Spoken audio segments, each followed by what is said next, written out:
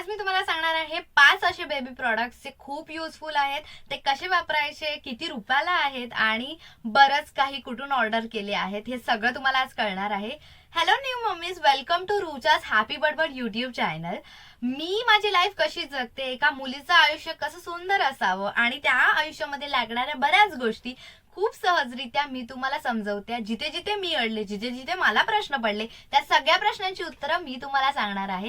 So welcome माझ्या नवीन चॅनलमध्ये. जर तुम्ही नवीन आहात तर खरंच खूप स्वागत आहे आणि सबस्क्राईब बटन दाबायला विसरू नका.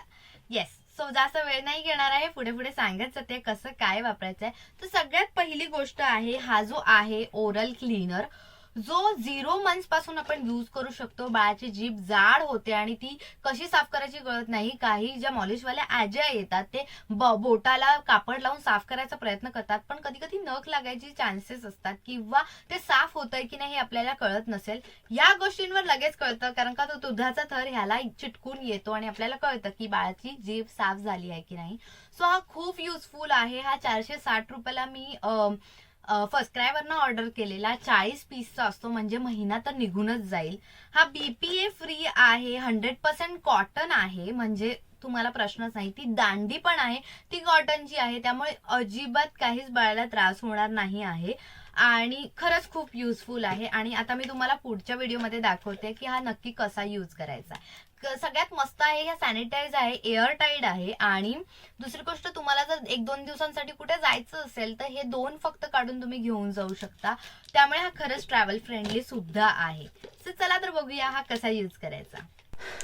बरं, तर हे ओरल क्लीनर आहे जे मी तुम्हाला सांगते आहे की कसं वापरायचं आहे. सो पहिली गोष्ट, हे सॅनिटाईज असतं त्यामुळे आपले हात तर स्वच्छ पाहिजेत आणि ही दांडी असते जी पेपरचीच आहे. दुसरी गोष्ट, एक्झाम्पल दाखवते. सपोज ही बाळाचं जीभचा सरफेस आहे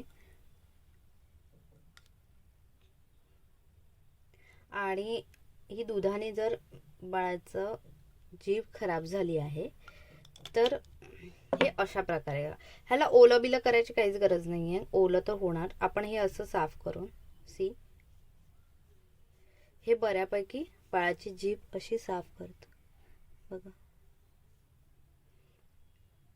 आणि सगळ्यात चांगली गोष्ट ही आहे की हे 360 डिग्री आपण फिरवू शकतो. म्हणजे सपोज हे सगळीकडे असं लागलं आहे तर आपण हे असं पण फिरवू शकतो, म्हणजे गोल गोल गोल गोल पण फिरून, म्हणजे हे जे आहे कपड्याचं शिलाई त्याने पण ते खूप मस्त प्रकारे साफ होतं. म्हणजे हे आहेच 360 डिग्री साफ करण्यासाठी. अशा प्रकारे बाळाची जीभ साफ होते आणि हे पूर्ण 100% कॉटन आहे, त्यामुळे खरंच खूप छान आहे. आणि याला टेक्स्चर पण आहे, त्यामुळे हे घर्षण होतं आणि बाळाची जीभ मस्त प्रकारे साफ होते. सेकंड वन आहे हा क्लोट लंगोट. हा खरं तर क्लोट लंगोट आहे. पहिला मला वाटलेलं की ह्याचा खरा उपयोग काय आहे. खरं तर हा असा डिझाईन केलाय की ह्याच्या आतमधलं मटेरियल जे आहे, जे आपली बाळाची सुसू असते ती सक करून घेतं आणि बाहेर ओलावा जाणवत असला तरी बाळाला आतमध्ये ओलावा जाणवत नाही, असा मटेरियल आहे हा. म्हणजे ऍटलीस्ट पूर्ण एक पी बाळाची तो होल्ड करू शकतो विदाउट चिपचिप. ह्याचं एक्झाम्पल मी तुम्हाला दाखवणार आहे, पण हा खूप साऱ्या चांगल्या चांगल्या डिझाईन्स मध्ये येतो. ह्याच्या नाड्यांची क्वालिटी पण चांगली आहे. शिवाय इथे ह्याला इलास्टिक आहे, त्यामुळे बाळाच्या बंबला ते व्यवस्थित बसतं आणि मंथ्स वाईज हे लंगोट्स मिळतात. तर तुम्ही ते तसंही सिलेक्ट करू शकता. बाळ जास्त जाड असेल किंवा बाळ जास्त बारीक असेल त्याच्याप्रमाणे पण हे लंगोट्स अवेलेबल आहेत. आणि हे काहीतरी 535 ला मी घेतलेले 1 वर्षापूर्वी 3 लंगोट, असे मी 6 लंगोट युवानला घेतले आहेत आणि मी स्टील यूज करते. बरं, हे वॉश कसे करायचे, तर ह्याला ब्रश नाही घासायचा आहे. ह्याला तुम्हाला पाण्यामध्ये, डेटॉलच्या पाण्यामध्ये भिजवलं की ह्याच्यावर थोडंसं साबणाचं पाणी किंवा साबण लावून तुम्हाला हे एक प्रकार असं ठेवायचं आणि हे फक्त असं चोळायचं. ह्याच्यामध्ये शी जरी झाली तरी तुम्ही फ्लशने किंवा खालच्या साईडला ठेवून मगने जोराच्या प्रेशरने पाणी ओतलं की सगळी शी निघून जाते. आणि निघून गेल्यानंतर त्याच्यामध्ये थोडासा साबण लावून तुम्हाला फक्त हे असं असं घासायचंय. घासून एक धुवून जातं, निघून जातं, चोळायचं आणि थोडंसं स्क्विश करायचंय आणि सुकत घालायचंय. ह्याला सुकायला थोडासा वेळ लागतो, त्यामुळे तुम्ही थोडे जास्त क्वांटिटीने ऑर्डर करा. मला काय करायचं असतं, युवानला मी डायपर यूज नाही करत, फक्त रात्री यूज करते. मग अशा ठिकाणी जर मी कोणत्या तरी कामामध्ये बिझी आहे, मला सतत त्याच्याकडे लक्ष नाही देता येत आहे, तर मी हा लंगोट घातला तर ऍटलिस्ट तो एक सू केल्यानंतर ही त्याच्यामध्ये होल्ड होईल, त्यामुळे युवानला ओलावा जाणवणार नाही, सर्दी पकडणार नाही. सो यस, ही मस्त गोष्ट आहे माझ्या मदरहूड जर्नीमध्ये, की माझं कदाचित गोष्ट म्हणजे लक्ष नाही असलं युवांकडे, तर हा सुसूचं काम मस्त हँडल करतो. सो हे मस्ट बाय प्रॉडक्ट आहे. आणि आता मी तुम्हाला दाखवते हे कसं पी होल्ड करतं. हे क्लोथ डायपर आहे जे खूप अमेझिंगली काम करतंय. मी तुम्हाला आता दाखवणार आहे की ते कसं काम करतं. सो हा जो कपडा आहे तो खूप ऑब्झर्व मस्त करतो आणि बाळाला अजिबात चिपचिप जाणवत नाही. तर बाळाची सू सपोज ह्याने अशी आपण केली, तुम्ही बघताय ते कसं ऑब्झर्व होतंय.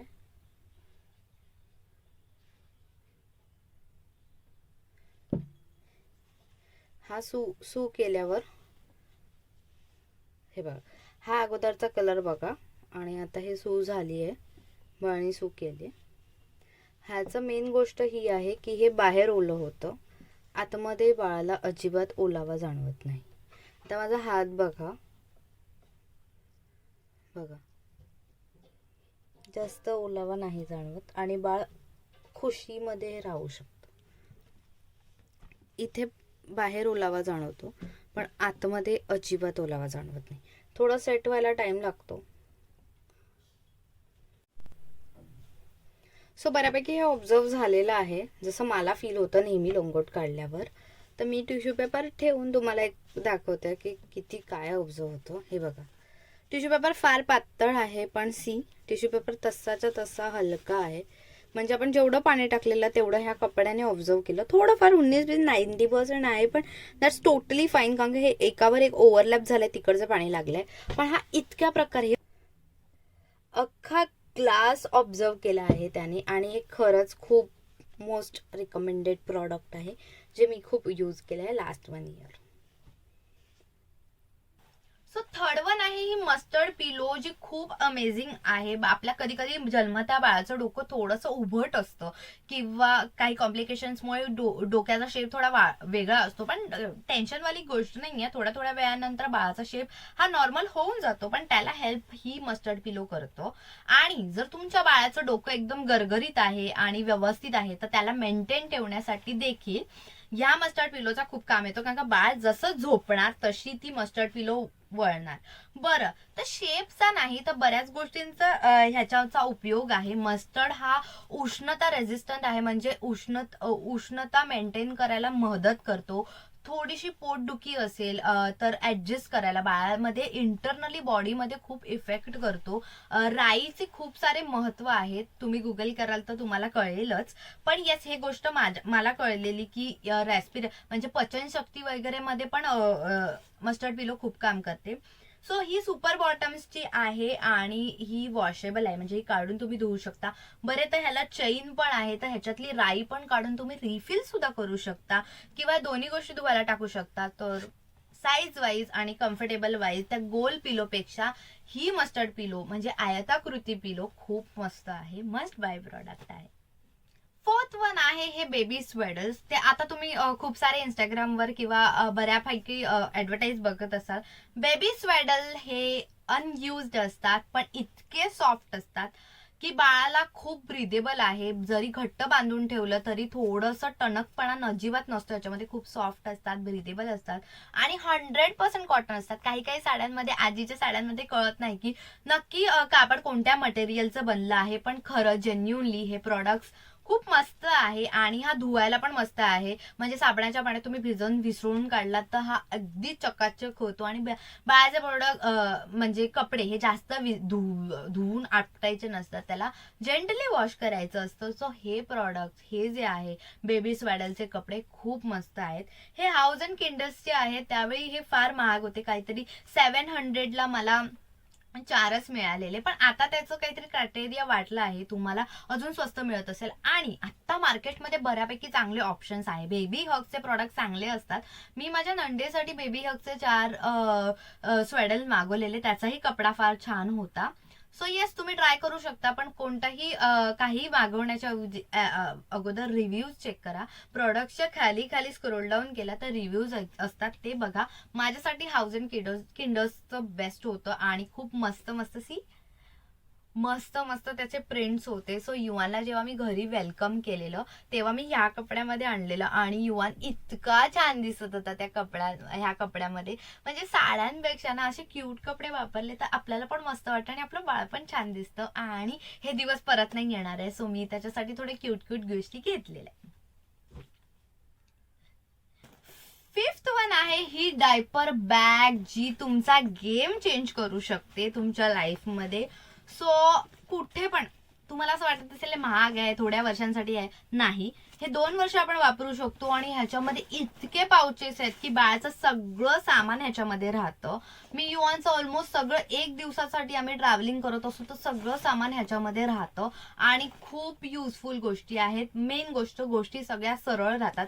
म्हणजे औषधांची बॉटल्स असो, मिल्क बॉटल असो, डायपर, म्हणजे जे काय आहे लिक्विडेटरी गोष्ट, जी खूप मस्त प्रकारे हे करते. आणि ही माझी 1466 ला होती आणि 1444 रुपयाला मला मिळालेली, पण खरंच ही खूप वर्थ आहे. ह्याच्या अगोदर मी वेगळी बॅग वापरलेली, ती मला गिफ्ट केलेली, आणि ही आता मी नवीन घेतली आहे कारण का ही मला जास्त आवडते. आणि ह्याच्यामध्ये सगळ्या गोष्टी राहतात. युवांचा रेनकोट सुद्धा ह्याच्यामध्ये राहतो आणि वॉटर बॉटल राहते, मिल्क पावडर बॉटल राहते, सगळी औषधं राहतात, सगळं राहतं. ड्यूड, ही असलीच पाहिजे तुमच्याकडे आणि घेतली नसेल तर प्लीज घ्या.